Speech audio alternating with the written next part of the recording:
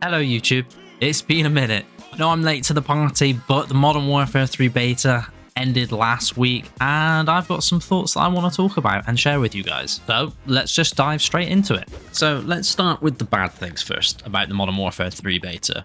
The big outlier for me was the server instability throughout the beta. Now I only played the open beta, so I only had a couple of days to have a go, and there would have probably been a lot of players, but pretty much every single game had packet burst either throughout the game or like in different sections of it. And it got to some points where we would just lag out completely. I think there was a game on High Rise where the whole lobby was just stuck in a lag block for a good minute. It didn't kick us out of the game, but we were just stuck in place. So eventually it did free itself. So that was not great. We've had this in Warzone 2 and MW2.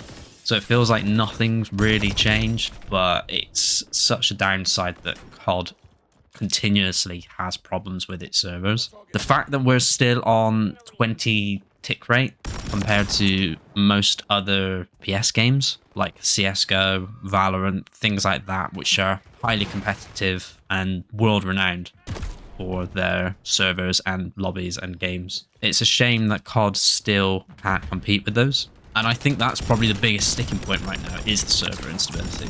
Another negative right now, much the same as MW2 and current Warzone, you do feel like you get stuck on different objects. There might be like a little ledge that normally you would like maybe take a big step over. It shouldn't impede your character, but it does. And windows. I don't know what it is about these windows, but my god, like they just don't fit your character in at all. And it's hugely frustrating when you're just there trying to hop into a window to save your life and you're just endlessly bouncing around. It's very strange. I don't get why this is still a thing. I don't remember this being a problem in Warzone 1, in Verdansk, in Caldera. It was actually pretty smooth to get through windows. So that's a real pain point. I hope maybe with the Warzone 2 new integration with MW3, maybe the buildings are built to handle that, but we'll see. From the multiplayer beta, that still seemed like an issue, which was a shame. Another leftover from MW2 and current Warzone is tuning is still in the game. It wasn't in the beta, thankfully, I think, because we could only get to level 30. I know you could max out guns, but there wasn't any tuning to test out. Personally, I just think it's such a pointless thing. It's an added level of complexity, but at the same time, most guns are built the same way. You want to reduce your recoil, increase the damage, maybe increase ADS for like SMGs. You still build the same guns, it's just another level. So I've never seen the point of tuning. I don't know why they try and reinvent the wheel with guns. And you could say the same thing about the unlocking. As far as I know, there's still like the same process of using other weapons to unlock attachments, although it's not quite as limited. But yeah, tuning unfortunately is still in the game. So that's a real shame to see, but I guess a lot of work was put into it and I don't think they want to throw it out just yet. And my final negative really was just the gun balance in the beta. If anyone played it, they knew that if they wanted to play the ultimate weapons, it was the MCW and the Striker. They were quite broken compared to the rest of them, and it made it pretty tough to play any other weapon, except one of the LMG, and I can't remember its name, it's some Russian name, was quite fun to use, and that's probably in the gameplay here. Guns were a bit unbalanced. Luckily, that's something can be fixed. I know with MW2 and current Warzone, gun balance was severely lacking. We went through quite a few metas where it just didn't change for weeks on end. We've had, the Cronin meta twice. RPK was meta for months. The Lachman sub feels like it's never left being meta, except for maybe the Fennec at the very start. But I'm going to put that down to Infinity Ward just being painful to deal with, what it sounds like compared to other studios. I'm hoping that Sledgehammer and Raven are allowed to be more on the ball with changes. We just don't want things like, for example, we've got the Lockwood 300 right now, which is still a meta gun in pubs in Warzone with the one shot. Thankfully, they banned that from ranked pretty quickly. I'm all for guns actually being kind of broken for a little bit. I thought it was quite fun at the start of the Lockwood, but Once it goes past a couple of days, maybe a week, when something's that strong and it's still in the game, then we've got a problem. So hopefully that's something that can be fixed going on. Now, under the watch of Sledgehammer and Raven this time, but that one we'll just have to see. And that's all the bad stuff, really. Now onto the good stuff. And I'm just going to say the best thing about this game right now, movement is back. It took a little while for me to readjust, even though I haven't played a lot of Warzone 2 because it just wasn't a good game. I have like automatically trained myself to not slide anymore because it was pointless. Slide cancel didn't exist. Dolphin diving was about as much movement as you could get out of the game. So it took a few games for me to readjust to start using, for me, you know, slide, jump again on the keys for me.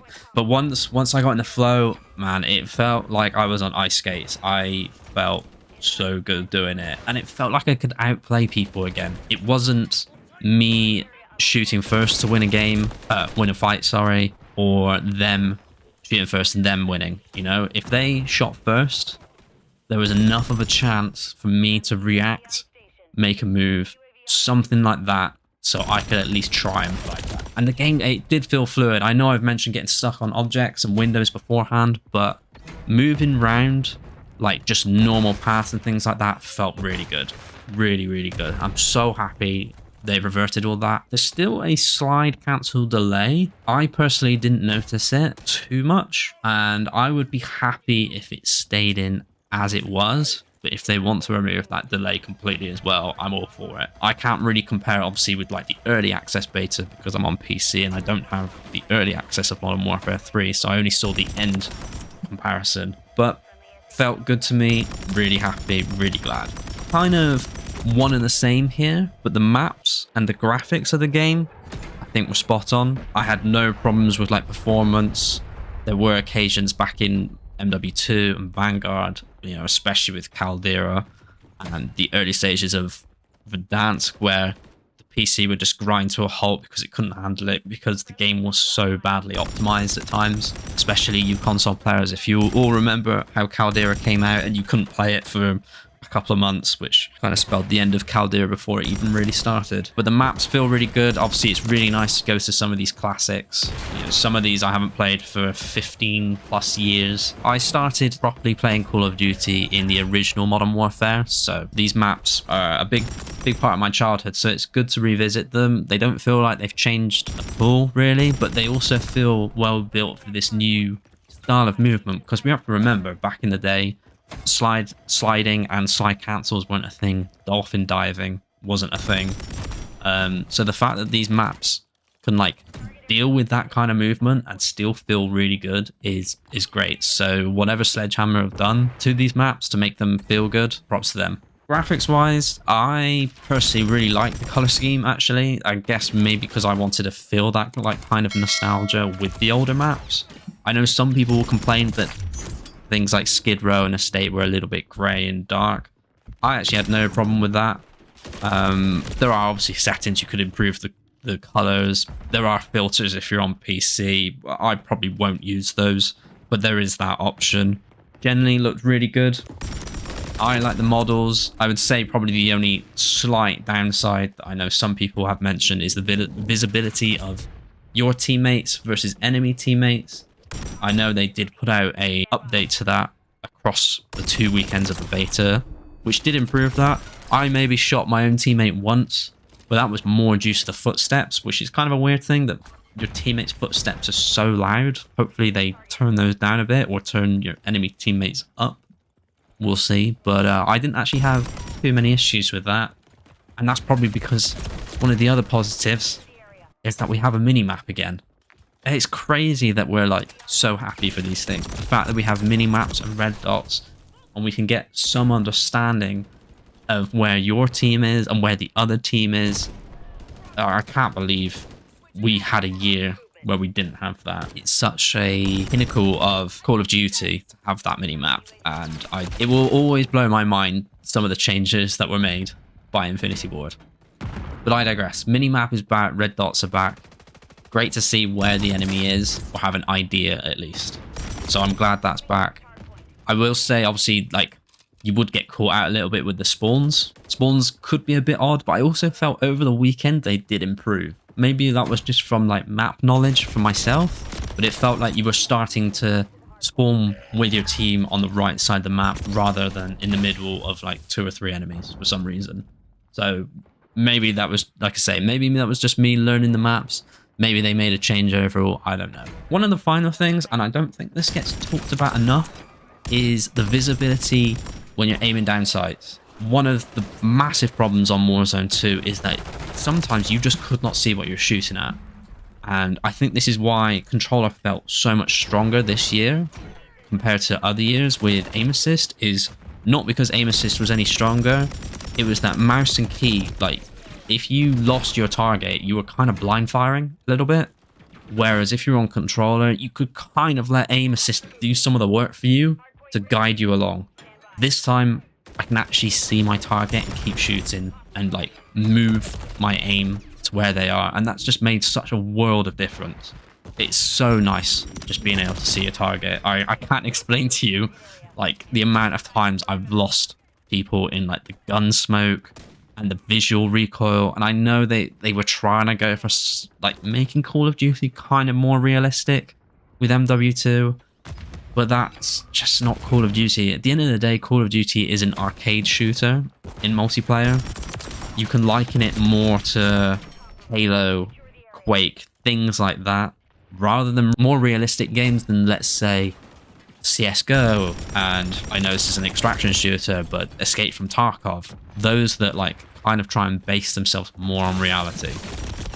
Call of Duty has never been that, and never should be, probably. It's got its own market. So those are my thoughts. Overall, I'm hugely positive on Modern Warfare 3. Now, will I buy MW3? I don't know.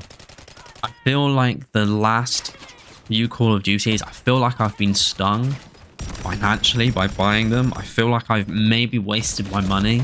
Especially did with Vanguard, especially did with Cold War. I did not put any hours into those in multiplayer. I did enough to unlock the guns and then that was it. I got a little bit more out of MW2, but that was more because I wanted Orion for thumbnails. I think if I hadn't gone for that, I wouldn't have bothered with the multiplayer the same as I didn't with Cold War and Vanguard. I don't want that to happen again with MW3, but because everyone is so positive, I've been talking to friends that want to come back. You know, people are talking about organizing like search and destroy lobbies, things like that, you know, we all used to do back in the day. And we just haven't mentioned in the last few CODs. So I'm undecided yet, but I'm leaning more towards getting it. But we'll see near the time. Hope you enjoyed me rambling about Modern Warfare 3. I've been wanting to get back into YouTube a little bit more. We'll see how it goes. But yes, overall, the Modern Warfare 3 beta was a success. I'm looking forward to seeing if there's any changes, any improvements from it. Appreciate you all watching. Don't forget to drop a like and subscribe. Leave a comment. Let me know what you think of Modern Warfare 3 and if you're going to get it in the future. Take care, guys.